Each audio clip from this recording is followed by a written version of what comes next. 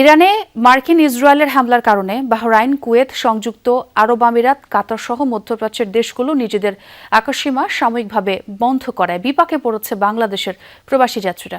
শনিবারের মতো রোববার সকালেও দেখা গেছে যাত্রীদের ভোগান্তির চিত্র। নিরাপত্তা ঝুঁকির কারণে শুধু বিমান বাংলাদেশ এয়ারলাইন্সের ফ্লাইটই নয়, দেশি বিদেশি বিভিন্ন এয়ারলাইন্সের ফ্লাইট স্থগিত করা হয়েছে। এতে বেশ বিড়ম্বনায় পড়েছেন যাত্রীরা।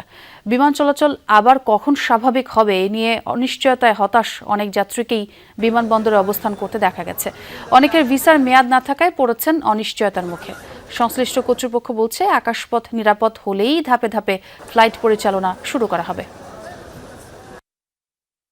ফ্লাইট ছিল মার্চের 1 তারিখে, তারপরে আমরা সকালের দিকে আসছি, খুব ভোরে আসার পরে দেখতেছি যে ফ্লাইট বাতিল করা হয়েছে। আমাদের টিকিটটা ছিল কাতার থেকে, বাংলাদেশ টু কাতার টু লার্নাকা।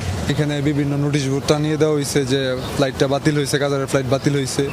তো আমরাও তো অনেক ভোগান্তির মধ্যে আছি, কারণ হচ্ছে গিয়া আমার যে স্টুডেন্ট ভিসায় যাচ্ছি, তো আমার ভিসার মেয়াদ তো 15 তারিখ শেষ।